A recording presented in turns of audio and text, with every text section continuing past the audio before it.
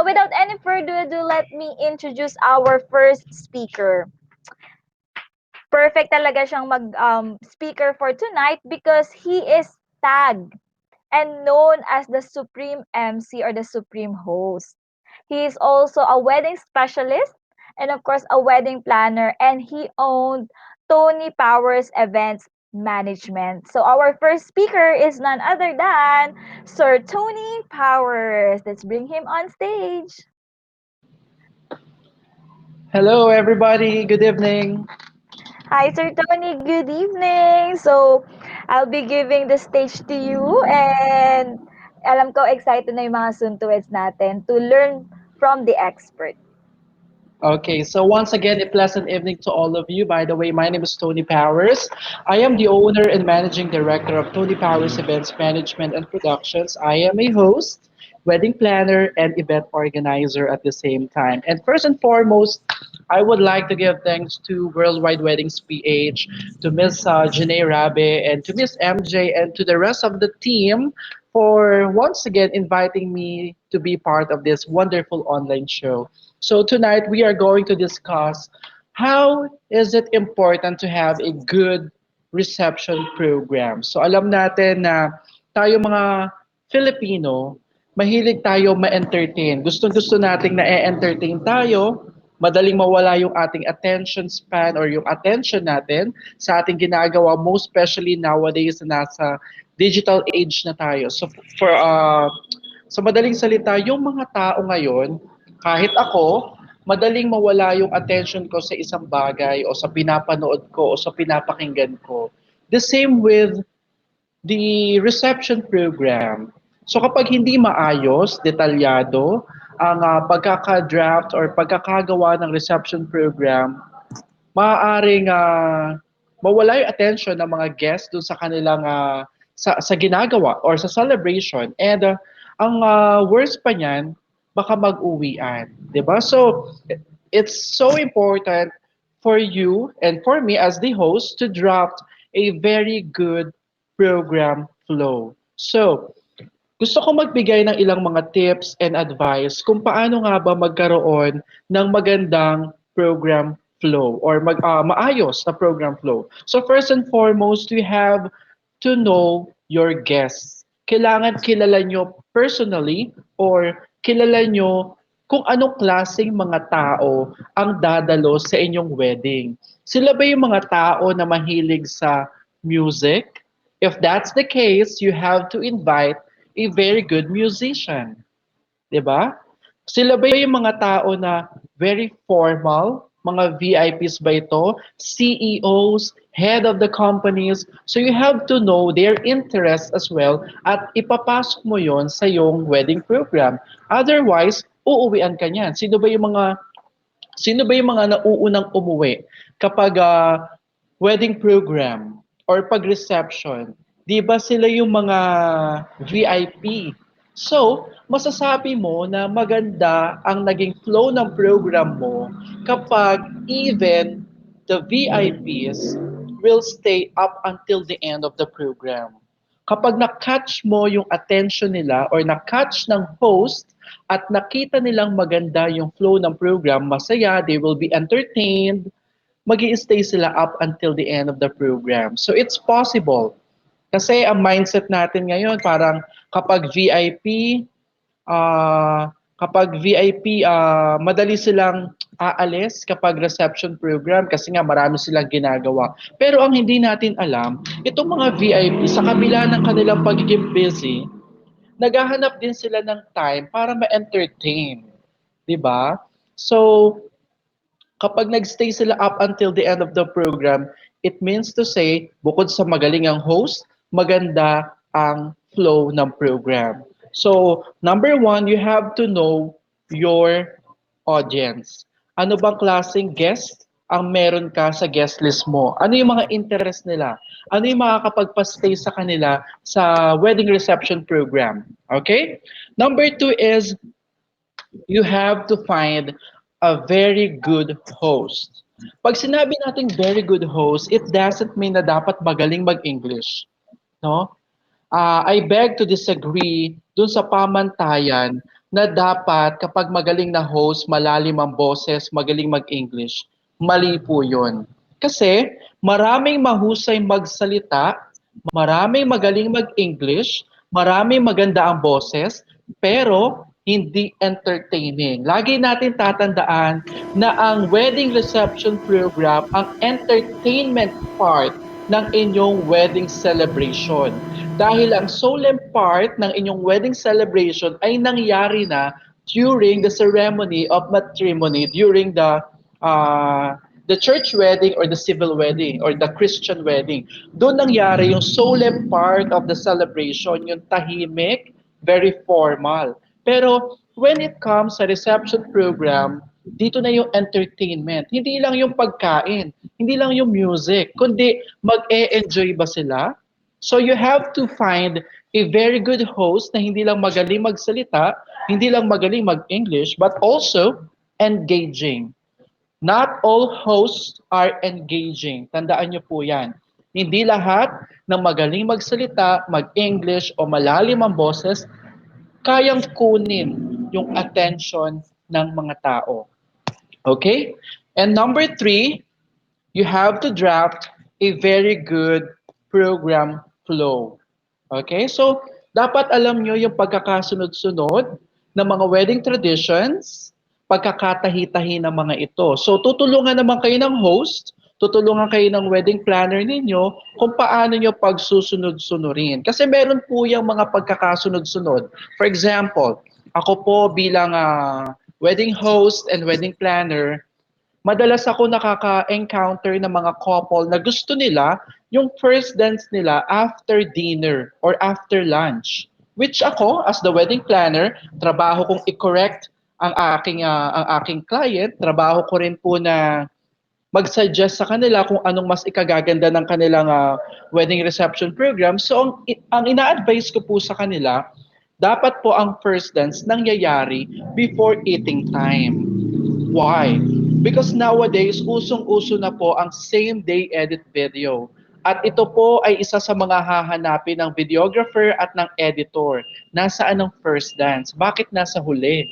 Kailangan po ito sa same-day edit video at ang SDE kailangan maunang matapos bago mag-end ang program. Isa pang halimbawa ng pagkakatahi ng program, yung cake and wine ceremony. Palagi po yung magkasunod. Kasi alam natin na kapag may pambara, mayroon din panulak. Hindi mo po pwedeng paghiwalayin yung cake ceremony at yung wine ceremony. Kasi automatically, pag kumain ka, iinom ka. Di ba? So, saan ba mas appropriate na ilagay ang cake and wine ceremony? There are two options. Number one, bago po ito mag dinner or mag lunchtime, bago kumain ng mga guests. Okay? Kasi ayon sa tradition, based on tradition, sabi na ang cake and wine ceremony daw, particularly the cake ceremony, symbolizes as the first meal of the couple as newly wedded couple, bilang bagong mag-asawa. Simbolismo raw yun ng una nilang pagkain. No? So, yun daw po yung symbolism behind it. That's the reason kung bakit siya nilalagay before kumain ang lahat ng mga guests bago kumain sa buffet. Second option, after naman kumain, pwede ring ilagay doon ang cake and wine ceremony. Paano naman siya tatahiin ng host? Pwedeng sabihin ng host na tapos na tayong kumain, and let's now move forward to the desserts. So oras na para naman kumain tayo ng minatamis dahil masarap ang ating kinain. So deserve natin na kumain din ng kumbaga ng special dessert. At doon na natin i-insert o ipapasok yung cake. Siyempre, sugar, so matamis din siya. So, doon natin matatahi. So yun po yung three tips na aking maibabahagi sa lahat kung paano ba magkaroon ng isang magandang wedding reception program. So number one, you have to know your audience. Ano ba yung gusto nila? Kasi kailangan mong i-customize ang tawag dito, ang program mo ayon sa kanilang interest. Kasi kahit na anong ganda ng setup, Anong sarap ng food? Kung hindi sila na-entertain, uuwian at uuwian kanila. Number two, you have to find a very good host. Hindi yan pamantayan ng lalim ng boses, galing magsalita sa Ingles, or husay managalog, or whatsoever. Dapat ang host mo engaging. Okay? And number three, kailangan ng teamwork between you and your host. Isama nyo na yung wedding planner. Kailangan ma-conceptualize, matahin nyo ng mabuti ang inyong program in such a way na lalabas lahat ng mga symbolisms, lahat ng mga wedding traditions nang hindi magiging boring. Kasi may mga tao na kapag naririnig nila na wedding traditions, alam ko na yan. Nakita ko na yan sa ibang kasal. Most especially yung mga ninong and ninang na uunang umuwi. Bakit kamo? Alam na raw nila yan. Napanood na nila yan doon sa kasal na isa nilang inaanak, sa kasal ng kanilang anak, sa kasal ng ibang, sa anak ng kanilang mga kumare at kumpare. So, yun ang reason kung bakit nauuna silang umuwi. Pero kapag yung mga VIP, kahit yung mga malalayo ang uuwian, if they stay up until the end of the program, it means to say that your program is very well drafted at very entertaining. So yun po yung three tips na mai-share ko sa ating mga soon-to-be wedded couples, sa lahat ng mga soon-to-be Mr. and Mrs. na nanonood sa atin live during this wonderful online session or online show. So later on, meron pa ako mga idadagdag para siguro i-reserve ko sa mga Q&A session natin. Kung meron kayong mga katanungan, I'm so willing and ready to answer your questions. Pero for the meantime, yun muna ang i-share ko sa inyong lahat.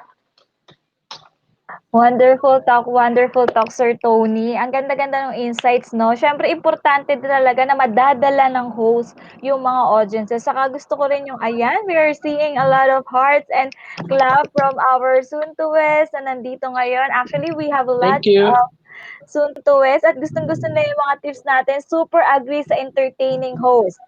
'Di ba? Gusto niyo ba yung mga host na sumasayaw? Just to know, no, that's a different entertaining one. But of course, good points are yung mga sinabi ni Sir Tony, i-note nyo na yan. Siyempre, kaya nga kayo nandito attending the community event is for you to really know kung ano ba talaga yung mga kailangan yung gawin sa inyong wedding program. Ayan na, wag niyong ihuli yung first dance. Kasi, hahanapin sa atin yan ni photographer. Bakit po yung first dance nasa dulo? Wala po kundi namin mai-edit, hindi maisasama sa same day edit, which is very essential. Sir Tony, thank you so much. We will have a joint Q&A with another wedding expert that I will be introducing in a while. So, relax ka muna dyan, Sir Tony, ha? Okay, thank you so much. See you later. See you later, Sir Tony. Ayan, magbasa-basa tayo ng comments while we are bago ko i-introduce ang ating next speaker, sabi dito, yes. Thank you, Sir Tony, sa mga tips. Sabi din dito, ayan, go isayaw mo yan, Miss MJ. Thank you for a short and very helpful tips, Sir Tony, from Vivere Hotel. Thank you so much. Ayan, they're joining. Thank you so much for joining. One of our exhibitors. Magaling na host si Sir Tony, kaya mga Suntuwets alam na. Ayan, and excited na sila for our second speaker. Okay, so our second speaker is another professional host herself. And hindi lang siya professional host, she is also the owner of May Bragado event. She is none other than the very lovely Miss May Bragado.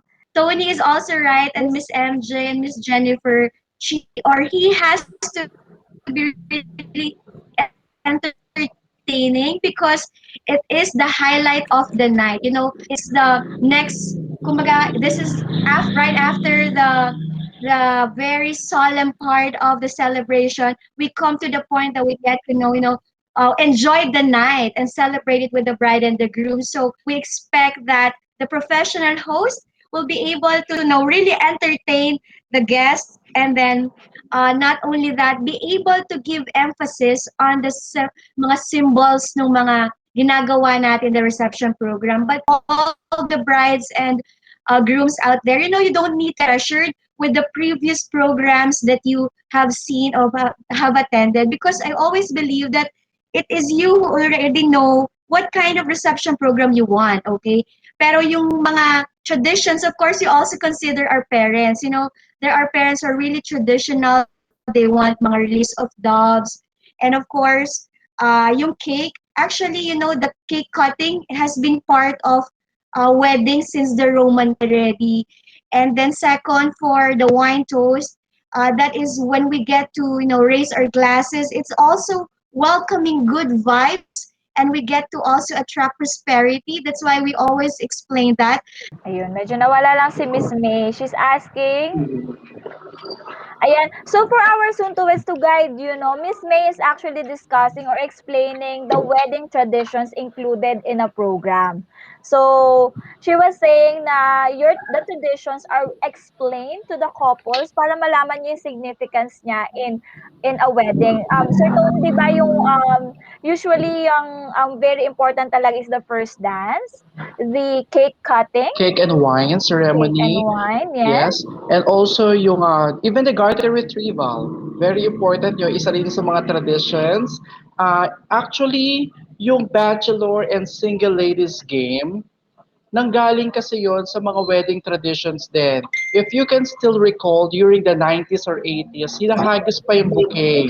Pero nowadays, hindi na siya uso. Kumbaga, yung wedding tradition ng paghahanap ng single lady na expected to get married next, nabago na rin as time passes by. Medyo modernized na yung paraan ng paghahanap ng single lady and a lucky bachelor of the night. So, pero gusto ko lang i-remind sa lahat ng mga nanonood na yung single ladies game tsaka bachelor's game, nanggaling din yon sa mga wedding traditions. Nagkaroon lang siya ng changes based on the preference ng mga tao sa ngayon. Medyo naging modern, mas entertaining na yung kanyang atake, yung approach ba.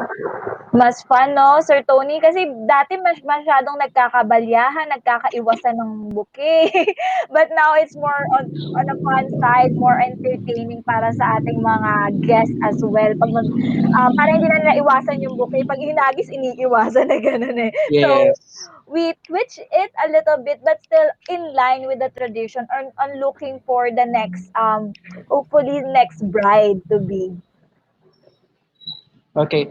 So, Miss MJ, meron lang din ako idadagdag, no, regarding pa rin sa host. No, Okay, kasi sir. kanina during the first part of the program na nasabi mo yung mga sumasayaw na host, 'di ba? Which is good. No? Tama 'yun kasi even ako kapag sobrang saya ng entrance ng couple, even ako na-energize akong sumayaw. Even hindi ako sumasayaw at all. Pero uh, sa mga hosts, sa mga clients, most especially sa bride and groom, kailangan nyo rin i-keep in mind na kayo ang bida sa inyong kasal, not the host. So you have to watch sample performance of your host. Kinakailangan entertaining but not too entertaining. Na up to the extent na kayo na yung host na ang nagiging bida ng inyong kasal. Dapat yung bride and groom pa rin ang nabibigyan ng emphasis. Ayan, Tama! exactly. Isa yan sa mga training ko when I started hosting. Actually, I learned that from the Microphone Club. Wow. That Yes! you Shout should out! highlight the couple and you are just an instrument to highlight the couple at hindi ikaw ang bida. They are always the bida of the celebration. Thank you so much, Agree. Microphone Club. Yes, go TMC! We love TMC! We love the MC. I think that you guys gave really good inputs. And I think yung kanina nagsasalita si May, no, medyo I think poor internet connection lang din siya. She was explaining something about how hard it is to be a host. And if I may add to that, the part that makes it hard is the quickness to make a decision in situations that are unexpected and to make it look like everything is okay. Ayan, Yes. that's it. Perfect. And kaya even here online, 'di ba? Perfect example. Like MJ is doing a very good job saving me and my internet not working, right? Hindi nyo naman naramdaman na medyo mega na pala in the behind the scenes. So I think that's it. This is really napaka ano no, true to life example. So Ang nangyari. the challenging part for online hosting is that there are more um extraneous variables that you cannot handle. In an actual wedding kasi, yes, there are extraneous variables. For example, hindi gumana yung lumalabas sa TV o di kaya yung dapat magsasalita, hindi mahanap or something like that. Pero yun kasi, may possible na solusyon pa na magagawa. Dito sa online hosting, ang challenge, paano kung internet ang nawala? True. Kahit anong gawin mo, kahit anong adjustment, medyo challenging, medyo Sa live mahirap. sa Miss Jenny, sa live show kasi, kapag nawalan ka ng audio or yung microphone mo na off or naubusan ng battery, you may project your voice in such a way na hanggang dulo maririnig pa rin yung boses mo. Hindi man kasing lakas ng naka-amplifier or naka-speaker, pero may intindihan ka pa rin once you project your voice hanggang sa dulo ng venue. So ganun siya, kumbaga ganun yung paraan ng pagto-troubleshoot once nawalan ka ng audio. Pero unlike sa online hosting, kapag wala kang internet, wala talaga. Walang That, possibility unless magkaroon ng miracle na biglang bumilis yung internet connection. oo, Mm. that is true. Yan yung mga sinasabi na experience. Let me just ask question, Sir Tony. Ilang years na po kayong nag-hosting? Kasi andun si Miss Jenny after. Okay. Regarding that question, gusto kong pasalamatan si Facebook kasi si Facebook meron siyang memories. Nagto-throwback siya. So, I can still recall that the first debut event which I hosted was during high school days. So high school Oh. pa ako and I can still remember because of Facebook also na yung first live event na na-host ko ay third year high school ako during our JS prom.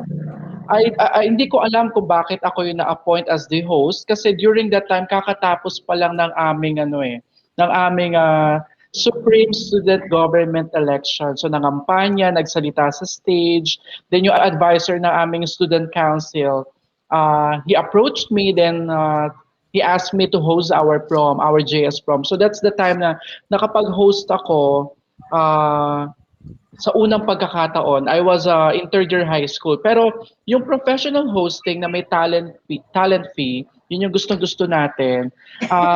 Nangyari siya, it happened way back 2013.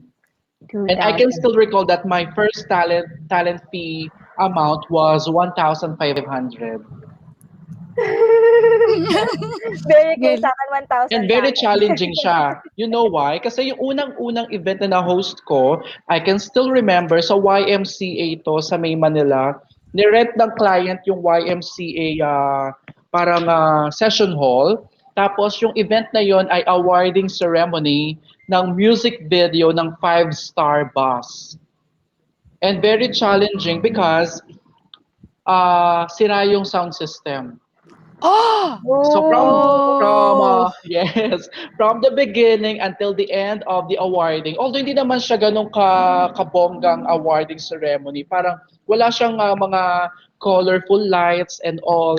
Walang masyado mga guests, yung mga bata lang, yung mga estudyante na gumawa ng music video for the five-star bus. And lima lang naman silang kasali dun sa competition. Pero yun nga, very challenging kasi unang hosting ko pa lang na may talent fee, wala na agad sound system from the very beginning of the program until the end of the program. I really had to project my voice so that maging audible ako kahit sa likod. Yung mga nakikinig na nandoon pa naman yung may-ari ng company sa likod.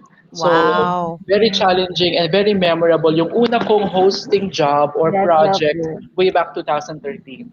wow. Ayan. So, Tuwes, kaya ko po tinatanong kung ilan years na yung experience so you can see the difference and why we are invited these people to speak in front of you. And we have here our very own Miss Janae. Si Miss Janae, nag-start siya mag-hosting nung 2 years old siya eh. Ay, Wow.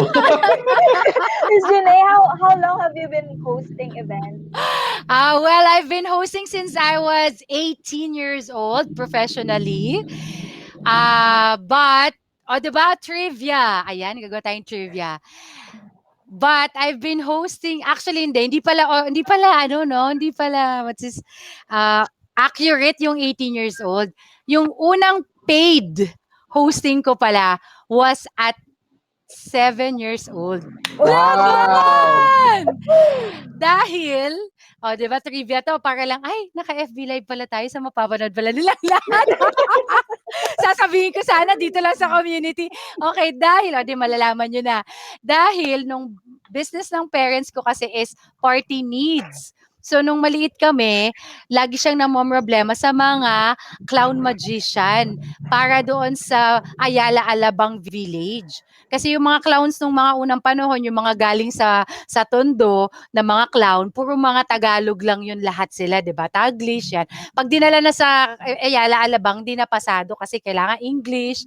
So ngayon ang ginawa ng aking mother is pinag-training niya kami na maging clown magician. So ayun, 7 years old, clown magician. So, marunong mag-magic si Miss Janae.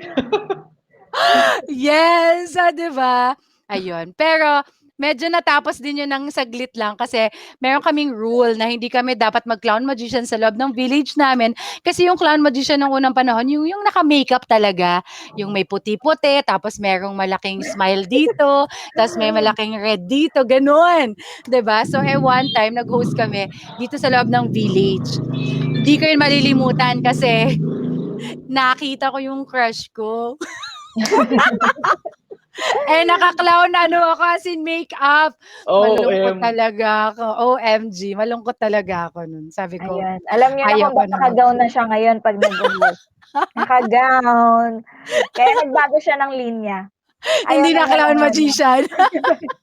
Miss May, Ayan. she's been trying to really join us. Siguro marami siyang gustong i-share, no? Unfortunately, alam niyo na, third world country siya. Yung internet, I feel you, Miss May.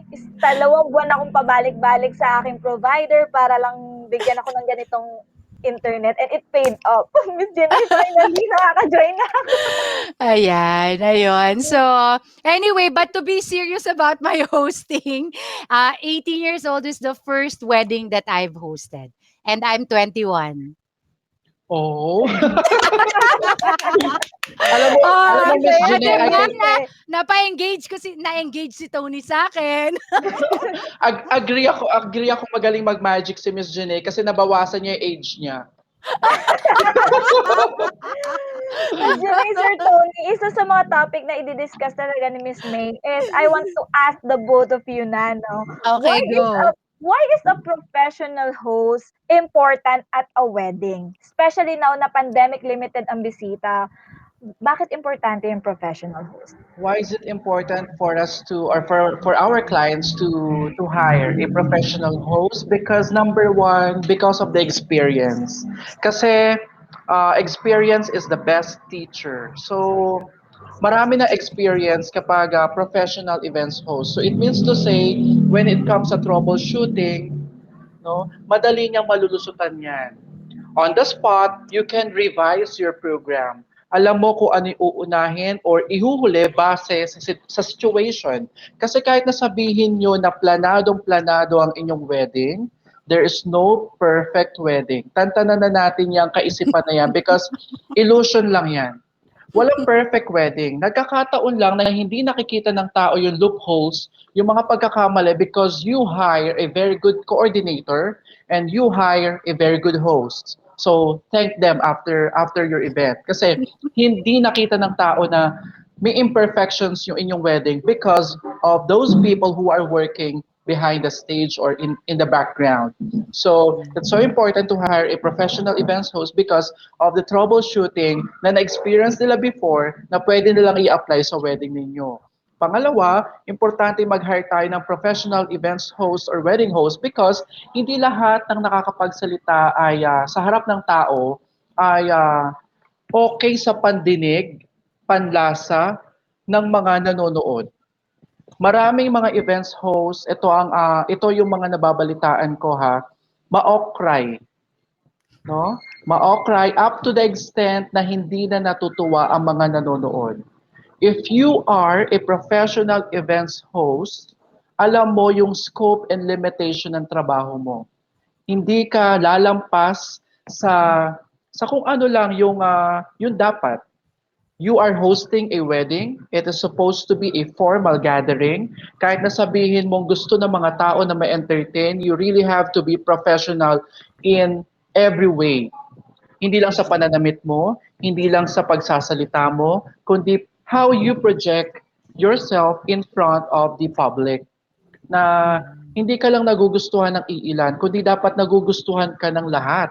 Kasi isa lang sa mga guests mo ang mag-comment about your performance, malaking issue na yan. Kasi sa mga couple, very big deal sa kanila yung comment ng kanilang guest. Most especially if yung guest nag-comment about your performance ay VIP, senior of the family, or CEO of the company. So very important yon. Na kailangan yung host mo very professional in every way. Hindi lang sa pagto-troubleshoot, but also sa kanyang performance. Kung paano siya mag-perform, i-project yung kanyang sarili sa harap ng mga tao at i-engage yung kanyang sarili sa iba. Wow, Yes. well said. Nasa iyo na ang corona, Sir Tony. Andito na si Ala, Miss mapapalagpak May! si Miss May. May sagot din kasi si Miss May. Miss May? Hi! Nag-travel pa Hello. ako from one place to another, mga kaibigan. Well, thank you so much, Sir Tony, about your experiences, for sharing your experiences. Actually, totoo yon, especially the VIPs, they're very particular with, the gestures and what are the words you're saying during the program. So basically, it is still, it's a program which is entertaining yet very formal in a sense. So meaning we get to mix fun and formality of the event. So the speaker or the wedding host should always be respectful. And ang pinakamahirap, actually crucial, that is why the wedding planner always gives the list of names ahead of time, because the wedding host needs to pronounce all the names correctly. So ang challenge dyan is kapag ang entourage ay multicultural. So I've experienced that. So prior to the reception program, you would see the wedding host, practicing how to pronounce the names, and they would even ask for cues or even ask for the assistance of the wedding planner of how to pronounce the name. So it is really, really, the main task of the wedding host to make the day really memorable, and in a sense, memorable in a sense that it is really entertaining, and that is really a momentous occasion for the bride and the groom, and it will never be repeated. So that is why we really have to celebrate it with wholesome fun. Tama yan, Sir Tony, na others kasi they felt that if you make the audience laugh, yun na yung success ng program, but definitely not. When you are giving away jokes, it has to be wholesome, and make sure you are not degrading anybody during the program. And at the same time, of course, everybody should be respected of the same level. So, yun lang. I think the bride and the groom, kayo talaga ang makakaalam ng kind of reception program that you want. Sometimes others would like to have a longer time for their guests to be able to interact with each other. So mostly, mas matagal yung singing sa background, and then magkukwentuhan na yung crowd. Others kasi, lalo na yung mga young couples, they want fun talaga with several games. So, you don't need to really copy the rest of the programs that you have seen before your wedding. So, meaning, don't be pressured. The wedding planners will give you the standard program, but they would always tell you, it's all up to you. What are the parts of the program that you would like to include or you would like to modify? Kasi basically ako, I always welcome new ideas, and nasa new normal na tayo. So even the games are non-contact games already. So this is the actually hindi naman pine-pressure ang bride and ang groom na mag-create ng program na kakaiba. Actually, the wedding planner is assisting you to be able to infuse the traditions and of course the new ways to make your reception program really, really fun and memorable. And at the same time, people are asking, Miss May, kailangan po ba talaga ng mga traditions na to? Parang kopong-kopong pa to ginagawa. Well, the wedding planner will always tell you, ano po ba mamang gusto po ninyo? So it's always the bride and the groom who would decide which of these traditions na applicable to your family. But again, don't forget to consider your parents. You know, the parents, hindi naman sila sa pakialamera, but they're very, they are very, very into, what do you say that? They are equally excited as the couple. So please do consider your parents. It is also, the reception program. I must say that uh, don't forget, if you would like to include that, if your parents are still alive, this is also the best time that we have gestures to say thank you to them. So that is why bakit po kailangan ng mother and son dance, or ng father and daughter dance. That is one of the best segment in the entire program, na isa po sa personal favorite ko. Why? you know uh because it is a gesture of saying thank you and welcome to the family. So, these are the few of the traditions that you would ask, kailangan po ba sila? So, these are the traditions na sinasama, especially the couples first dance, which is the very symbolic because this is about the consummation of wedding vows. So yan lahat inaangat ng wedding planner on the first part of the program, and the wedding host has to make sure that the program is seamless, so you wouldn't see the coordinators moving around, but really they are really trying to make sure that all the elements of the program are are ready, and they are on cue. So the wedding professional host, you would just see them talking and interacting with the guest, but really sa mga peripheral view nila, and even their ears are very big to hear the cues, and then they're gonna have that gut feeling if it's the right time already to call the next person. So really, this is a synergy of a good wedding planner, a good set of coordinators, and the wedding professional host. So I must say, this is a team that you are building for your reception program during your wedding, na kailangan talaga intact. That is why everybody, the wedding host and the wedding planner, they love to meet the couple several times online or in person, because we have to make sure until we reach the right time, because even the last minute may nagbabago, may nagbabackload. Ang advice lang namin, if you will be assigning someone for yung sa mga speeches, make sure nakausap nyo na sila. Kasi, it would be really difficult if others are very open to spontaneous speech, but really, it is the best gesture also that we tell them in advance, okay? And then some of them are very new in giving speeches during weddings, and the wedding planners are even giving advices to the speakers, anong pwedeng sabihin nila, or sometimes we have a standard spills, especially for the toast. So kapag hindi nila alam, medyo kabado, actually the wedding host and the wedding planner are giving also spills to these speakers. So yun lang, I think you are, you know don't be scared to formulate several things that you would like to infuse in your program. The program is really the reflection of the character of the bride and the groom. It's not really the wedding planner and the wedding host. Kami po ay susunod lang po sa talagang gusto nyo, and we'll be giving advices para maging, it doesn't mean na kailangan very long yung program or very short. That would really depend on you, sa mga bride and our groom. So, yun lang, just make sure to tell your wedding planner ano yung na-reserve ninyo during the venue, and then you also know the logistics side of everything. So I think with that, I must say, lalo na mga Filipinos, we really have lots of traditions. Don't worry, because the traditions during the program is not really that long. It's really, a few minutes lang. So we will do it as fast as we can without, naman hurrying up naman na sobra naman. Just in time for also our videographers to capture all those wonderful moments, and they're gonna be, summarizing that in a beautiful video presentation. So I think those are the few advices.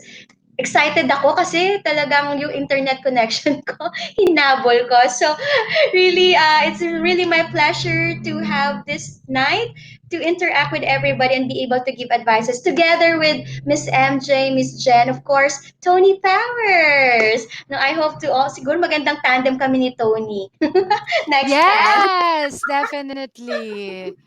Ayan. Yes, yes, yes, Miss May. Nakakatuwa si Miss May. Talagang ginawa niya ng paraan para makahabol siya tonight. And if you wanna meet her, mamaya meron tayong round table discussion para mas intimate yung ating mga discussion, no? Kasi po, yung, kunwari may katanong kayo ganito, ayoko po kasing mag mother and son dance kasi po di ko kabati yung mother-in-law ko. Ano mo ba kayang gagawin ko? Secret lang, no? Hindi nila pwede itanong yan, Miss Jenay, ng live. So, dun tayo sa table magtanungan ng mga ganong klaseng questions. But for now, we will have the joint Q&A. We have three wonderful wedding expert in the hosting category here. Kasama na si Miss Jenay, ginawa ko na siyang guest. So, let's head on to our Q&A. You can start asking them questions. Ano ba yung mga tanong niyo sa kanila about your wedding program? Huwag na kayo mahiya suntuin. Tayo-tayo lang naman. Yes, and the rest of the people watching on FB Live and YouTube. Okay. Yes, let's have the first question. Actually, may isang question na dito, Miss Janae. What is the wedding program flow in this new normal wedding? Kasi nga, di ba, meron na tayo, may standard, may basic before. But ngayong new normal, what do you normally recommend? Wait, gusto ko si Miss Mia sumagot niyan kasi kahapon nasa wedding siya. Yay! I'm so happy, Miss May. Hi. My first referral to Miss May. Yeah, thank you to Booking. Worldwide Weddings, Miss Jen. Of course, to Miss Mary Fair for inviting me last night at Visitis Countryside Garden. Well, actually, it was my first new normal wedding that I have attended for this year. So when naman na last year, I was also thinking, how do we go about the reception program in the new normal? So, well, basically, you would expect your host to be on wearing mask. So it's really, a new effort to us to be able to speak, very clear despite the mask on. And for the program, you're asking, ano na ba yung new normal? Actually, what I observe, they have shortened the program.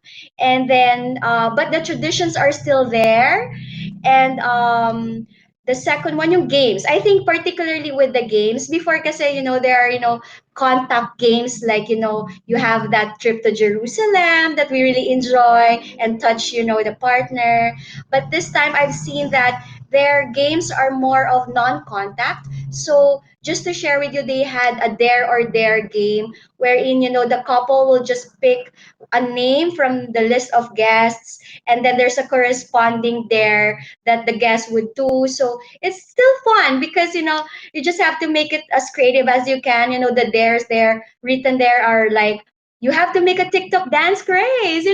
Still, you can still have the dance, but of course they have a social distancing protocol for that kind of game. Kapag may group game na mga dance.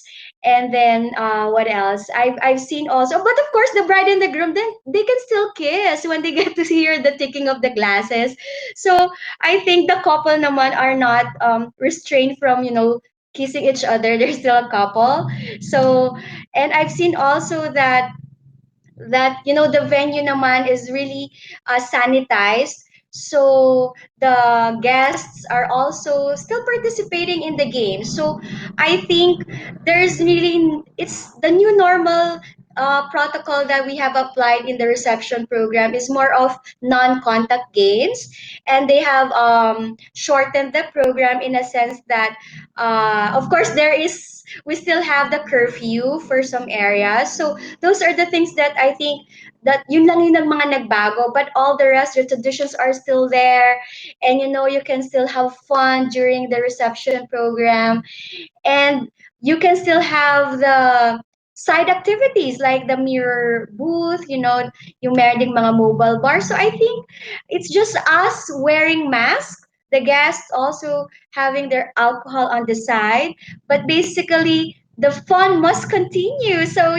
be excited for your weddings. Don't be so anxious about it, but really we can still have a fun reception program. So basically yun lang nagbago, no contact games.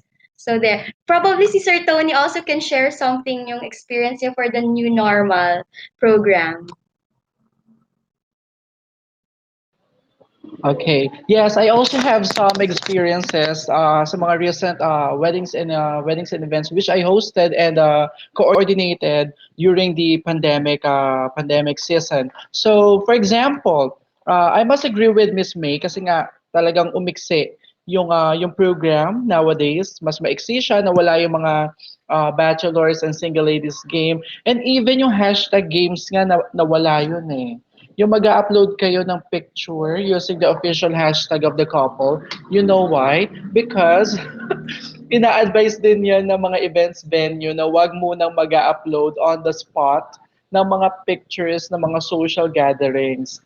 Kaya hindi muna nag-hashtag game kasi baka matempt yung mga guests na sumali, mag-upload ng group picture during the ceremony, during the program proper. And syempre, alam naman natin, baka may makakita, may makapag-share, or worse, baka maging viral. So, iniiwasan muna yon. Isa pa is yung during the money dance, the prosperity dance, na instead na lalapit yung mga tao sa couple and ipipin nila yung kanilang monetary gift dun sa attire ng couple or dun sa ribbon. Nowadays, pina-flash na lang yung bank details nila or yung GCash account nila sa screen so that they can send online through online yung monetary blessing that they want to share to the couple. So isa yun sa mga yun yung ilan sa mga samples na mga na-experience kong mga changes because of the pandemic and during this new normal. Wow, puwede na pala yun Miss Jenay 'no, se-send ko na lang lalagay ko na lang ng malaki dun, "Send niyo na lang sa'kin GCash." So, we have more questions here and naku nakakatuwa Miss Jenay sobrang active na nung ating mga soon to weds. Eto yung isa sa mga question na gusto nating sagutin. Sir Tony, Miss May, how long does the wedding program will take? Ayan, Okay. oras. So regarding that matter, isa yan sa mga gusto ko ring i-share. Actually, nasa checklist ko siya. Sa mga soon-to-be Mr. and Mrs., alam ko na mangyayari lang ito once in a lifetime or after 25 years or 50 years, tsaka lang kayo ulit magre-renew ng vow, magkakaroon ng chance na humarap sa altar para ipagsigawan kung gaano nyo kamahal ang isa't isa. Pero do not be so overwhelmed sa pagpe-prepare or sa pag-draft ng inyong wedding reception program. You have to be mindful about the time.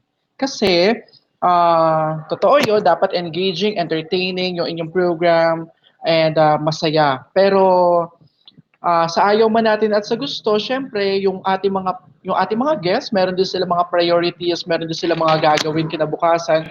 So, kailangan maging mindful tayo sa time ng ating program kung anong oras siya dapat matapos. Kasi kahit na anong engaging or entertaining ng program, uuwi at uuwi sila kapag kinakailangan na talaga nilang umuwi. So, kailangan yung bawasan. Ito yung mga tips na gusto ko i-share regarding this topic. Sorry, nabubulol. Okay, so wag masyadong marami yung intermission number.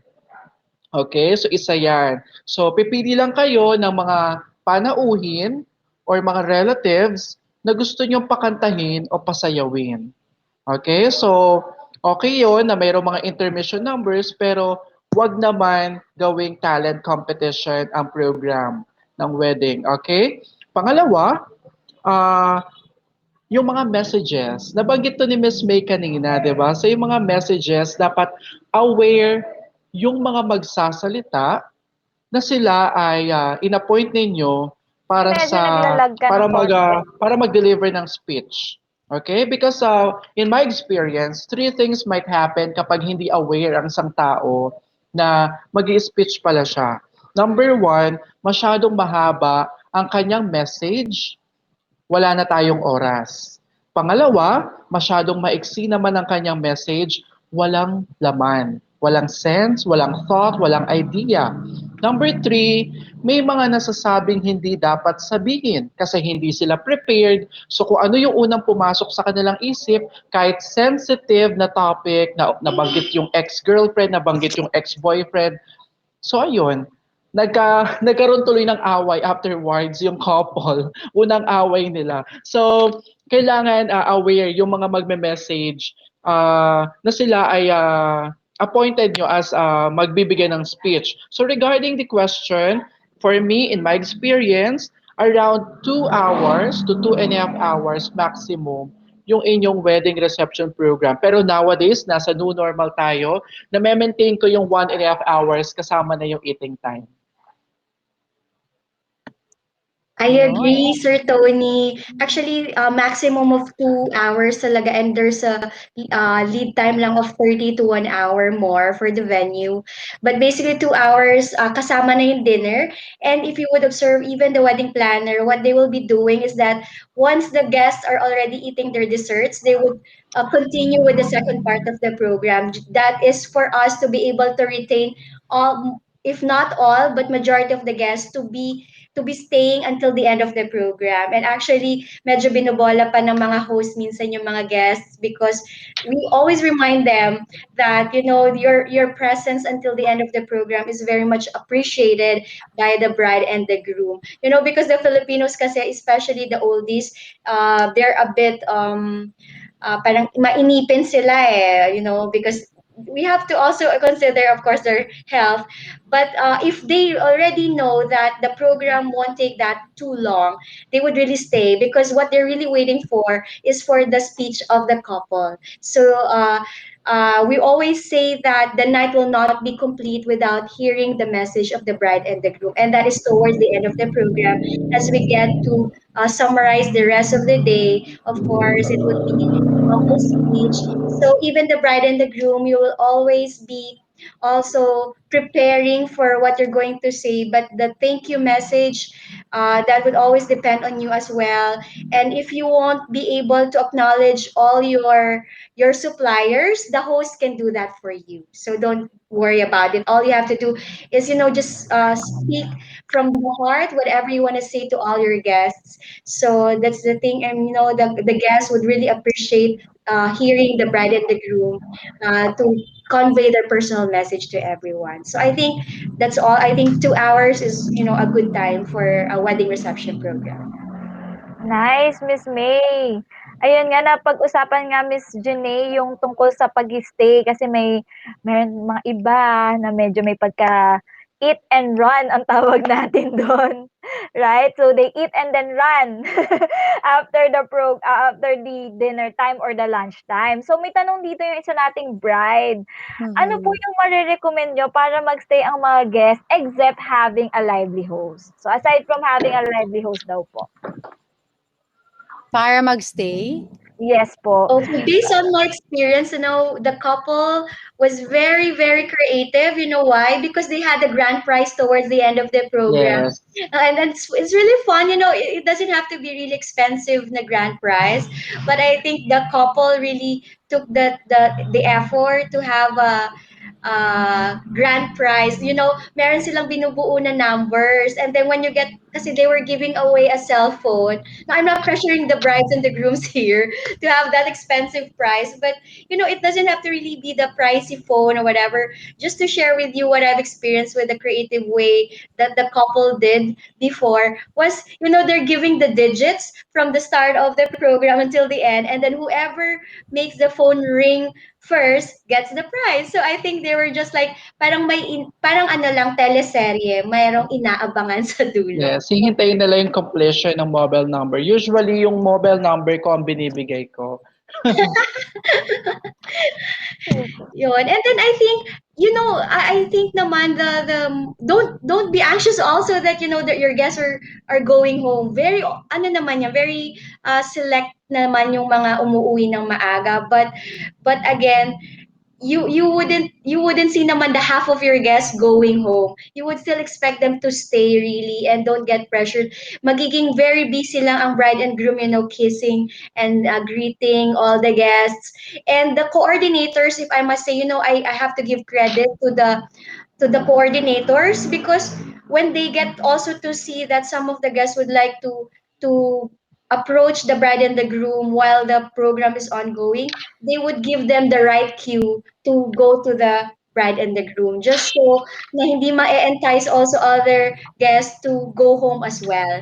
So may mga ganun naman na very particular din ang coordinators in, and even not only the wedding host make the hosts make the audience stay. Actually, even the coordinators, they really engage themselves with the guests for them to stay. So I must say, I also salute the wedding coordinators for that task. How about you, Sir Tony? But you, Sir Ah, Tony. okay. So regarding that, I agree with Miss May. Pero isa rin sa mga maibibigay kong advice sa ating mga future couples, kung gusto niyo talaga magstay, yung mga guests ninyo sa inyong reception program, sa inyong wedding reception program, invite those who are dear to you. Huwag kayong mag-invite ng hindi nyo kilala or huwag kayong mag invite ng hindi nyo masyado ka-close. So I can still recall during yung nakaraang guesting ko dito sa Worldwide Weddings PH. So diniscuss ko kung paano ba ma-stream or paano ba ma-minimize yung number ng guests, sino ba yung mga dapat i-invite, sino yung mga hindi dapat i-prioritize sa guest list. So kasi kapag malapit sa iyo yung mga tao, most especially kaibigan mo, immediate family mo, or relatives, yan yung mga hindi masyado umuuwi. Pero yung mga kabarangay, yung mga kumare, kumpare ng mga magulang, so madalas sila yung mga nauunang umuwi. So I am not saying na hindi natin sila dapat i-invite, pero nowadays kasi uso yung intimate wedding. So dapat i-prioritize natin those people who are so dear to us so that alam natin na at the end of the program, meron pa ring manonood, meron pa ring makikinig sa thank you message nyo towards the end of the program. Ang pinaka-heartbreaking na naranasan ko as coordinator, hindi ako yung nag-host pero ako yung coordinator. Pero ang pinaka-heartbreaking na na-experience ko, na panood ko, nakita ko na event, yung couple nagde-deliver ng kanilang Thanksgiving message sa harapan na lang ng camera ng videographer para maisama na lang doon sa kanilang wedding video. Kasi sa province ito, usong-uso po ito sa province, lalo na pag nag-host kayo sa mga events sa mga province, talagang yung couple na mismo ang nagsasabi sa akin na pasensya ka na Tony, ganyan talaga yung traditions dito sa amin, eat and run. So hindi ko nababanggitin kung saan probinsya, pero totoo po yan. May mga probinsya na talagang eat and run and kailangan mabago. This is one of the toxic Filipino cultures sa isang social gathering na dapat talaga ma-improve, matanggal or ma-abolish natin sa ating culture. So, ngayon, isa sa mga advice ko rin, always invite, unahin nyo, i-prioritize nyo yung mga taong alam nyong mahal kayo at mahal nyo rin dahil hindi nila kayo iiwanan sa inyong wedding reception program. Isa pa, may idadagdag lang ako, nabanggit dito ni Miss May, yung tungkol dun sa mga pangalan na babanggitin ng host. So may mga guests talaga na very particular sila sa pronunciation ng kanilang names. So hindi lang sa pronunciation ng names, but also sa kanilang mga professions. So for example, kung engineer, doctor ba yan? So isa to sa mga challenge para sa mga couple eh. Lalo-lalo na meron akong upcoming big wedding event next year na 300 packs ang kanilang guests at marami silang VIP. Nasa around 50 VIPs yung kanilang invited. At isa sa mga challenges na kinaharap nila is paano pagsusunod-sunurin yung pangalan ng kanilang mga ninong at ninang sa invitation samantalang sila ay mga dekalibreng personalidad. Kumbaga may doctor, may politician. So hindi nila alam kung paano pagsusunod-sunurin. So kayo as the couple, you have to be very particular sa professions ng inyong mga invited guests at kung paano namin sila i-address. Kumbaga kasi kami babanggitin lang namin kung ano yung nakasulat sa program or sa invitation. Kayo pa rin yung nakakakilala sa kanila at kung paano, nasa inyo pa rin ang decision. Nasa inyo ang decision kung gusto nyong Mr. and Mrs. lang ang ilagay natin. Pero lahat yun, Mr. and Mrs., walang maiiba. Nasa sa inyo rin kung gusto nyo i-address namin sila as Honorable Congressman, Doctor, or engineer kasi mayroon talaga mga guests or VIPs na very particular at gusto nilang nababanggit yung kanilang profession. So isa yun sa mga kailangang i-take into consideration ng mga couple, lalo-lalo na kung marami kayong mga bigating mga VIPs or ninongs and ninangs na i-invite. So isa yan sa mga challenge na dapat yung pag-usapan at pag-usapan nyo together with your wedding planner and host. That's a good point, Sir Tony, 'no? 'Wag naman po kaming masigawan mga host sa harap na attorney. Ay, sorry po sir, wala pong nakalagay dito na attorney kayo, hindi ko naman alam na attorney kayo. Ako kasi Sorry. na-experience ko yan, Miss MJ, sorry. Pero hindi ko makakalimutan when president siya ng isa sa mga Rotary. Nilapitan niya ako pagkatapos ng program and she asked me or she told me bakit ko hindi binanggit yung kanyang position or Title. yung kanyang although inintroduce ko naman siya no sorry na-introduce ko siya as the president of the organization pero aside from that meron pa kasi siyang profession na Hmm, kailangan, I can't remember kung doctor ba or whatsoever, pero hindi kasi siya nakalagay sa program ko. Nakalagay lang that she is the president of this particular Rotary Club. So yun lang ang binanggit ko as I addressed her, as I introduced her. Pero aside from that, hindi ko na binanggit pa kung anong profession niya because primarily, hindi ko yun alam. 'Di ba? So kung ano lang yung nakasulat sa program, sa invitation, yun lang yung aking lang binanggit. Yun. exactly, Sir Tony, 'no? Nino-note naman ng ating mga Suntuwes, nagko-comment sila in the chat box. Another question, this is very interesting question, 'no, Sir Tony, Miss May. Based on your experiences, what are the most common mishaps during the wedding, reception, or program? Advices po and how we can avoid this. Miss May. Nag-isip nga ako kung ano ba yung mishap na na-experience ko because so far, I think wala pa akong ma-recall of any sort because that is why I always emphasize also some couples kasi they would try to actually not hire wedding planners or wedding coordinators, but I must tell you they are doing, the main task as well in making everything smooth. So yung mga biglaang nagbabago. So, ginagawan kasi ng paraan talaga ng mga coordinators yan. So, I think yun yung naging experiences ko since 2005 hosting for weddings. Na nakita ko kasi that the wedding planner and the rest of the team, they are really finding ways to really troubleshoot everything. Even yung pagpe-play ng SDE, actually technical problems, yan yung isa sa mga binabantayan ng mga wedding planners also because of course you've paid for your on-site video and you expect to see of course the output right then and there. It cannot be tomorrow. So with that, the wedding planners they will advise the host, to try to find some ways to make the time longer pa and have a waiting period for the technical problems to be fixed. And number two, siguro I'm not scaring, the bride and the groom here. Siguro, throughout the years that I've been hosting, the very difficult time that I had to deal with was when hindi natuloy yung ceremony. So that is very, I think ano naman siya, isolated case. So because of documents naman yun, not because naghiwala yung bride and yung groom, no, but because mayroong technicalities also with their papers doon sa kanilang ceremony. But we had to continue the reception program because they had guests from different parts of the world. So of course they have traveled many miles just to continue. So I think the task there of the host was to really make sure that people will have that we get to uplift again the good energy, the good vibes of everybody because they felt sad because the ceremony didn't push through.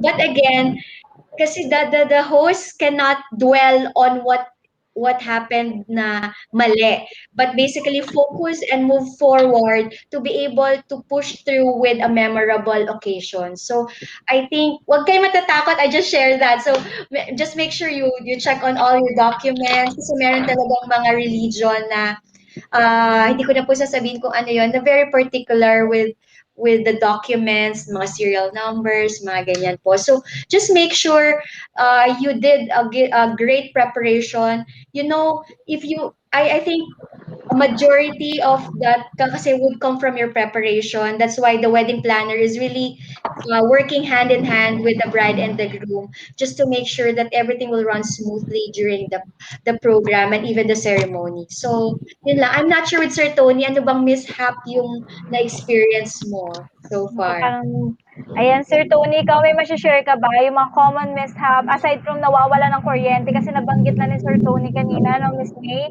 So, ang hirap nun, imagine mo magsasalita ka without a microphone, but of course as a professional host, definitely you need to, sabi nga the show must go on, 'di ba? So, just amplify your voice kung kailangan mong lakasan para ma-reach yung mga ibang guests, at the back, definitely you have to do that. How about Sir Tony, can you add more of mishaps that you encountered? Naka-mute ka, Sir Tony. Sir Tony, naka-mute ka po. May technical Sorry, problem. Ito sorry. ang pag-usapan natin.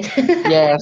I Ito guess the technical problems hindi yun mawawala. So given na yun. Kumbaga, as a host, may immune tayo dun eh. Talagang minsan nga kahit host lang ang hinire sa ating service, makikialam tayo do sa technical side of the program because gusto natin mag-deliver ng smooth execution of the program.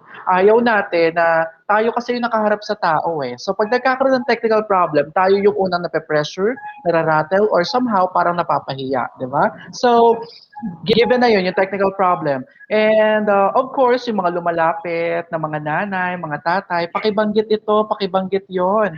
And also, yung mga nabanggit ko na yung mga nanay at tatay, no? Babanggitin ko rin itong isa pang situation sa isang reception program na kung saan wala pang eating time, pero may nakapila na. So, nung pumila yung table number 2, for example, pumila na rin yung table number 3. Nagkaroon sila ng confidence na pipila na rin kami because if allowed silang pumila, kami rin. So, nasira na yung traffic ng tao towards the buffet table, nasira na yung sequence because si mommy, si daddy, sumobra ang pagmamahal sa kanilang mga anak, sumobra ang concern, so naging coordinator of the day. So, kulang na lang papasweldohin din siya ng team powers dahil gumanap siya sa task namin.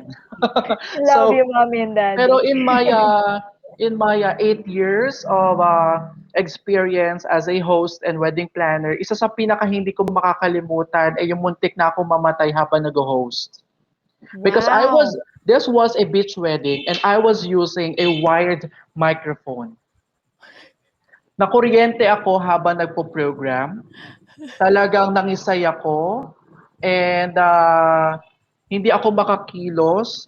Kailangan akong hatakin. Kailangan mahatak sa akin yung microphone as in sumubsob ako sa buhangin. Oh So my gosh.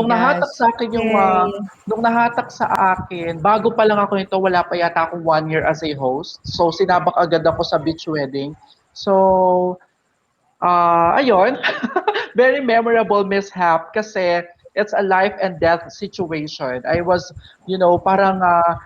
para na akong mamamatay. I was praying in my mind kung anong mangyayari and talagang nilet go ko na kay God and kay Mama Mary kung anong mangyayari. And nung natanggal sa akin yung microphone, nahatak sa akin yung wire, talagang ang first word na nabanggit ko, Mama Mary, thank you. Pero seriously, yun talaga yung una ko nabanggit and iyak ako ng iyak and somebody, one of the coordinators, continued the program. Kasi palagi ko naman sila nakakasama, so alam nila kung ano yung mga games ko. Although na lesson or umiksi yung program flow, so iyak lang ako ng iyak doon sa backstage or doon sa isang cottage. Hindi talaga ako mapatahimik because feeling ko mamamatay na talaga ako during that time dahil Okay. talagang hindi ako makapagsalita, hindi ako makakilos. Nararamdaman ko lang yung kuryente na dumadali sa katawan ko. And putlang-putla ako siguro mga almost 1 week. Siguro yung flow ng blood ko na naapektuhan because of that accident na talagang super memorable as a host. Scary. So, Miss Jenny, no, medyo naano ako, nalatal ako sa kwento ni Sir Tony. So, yung question is how to avoid this. Based on what I heard from this wonderful host, the secret talaga to avoid this kind of mishap is to get professional hosts and professional coordinators. Kasi nakita nyo how they will be working hand in hand to have your program very smoothly. Thank you, Tony. Thank you, May. We'll see you at the tables. Check out their booths also, Tony Powers Event Management and May Bragado Event.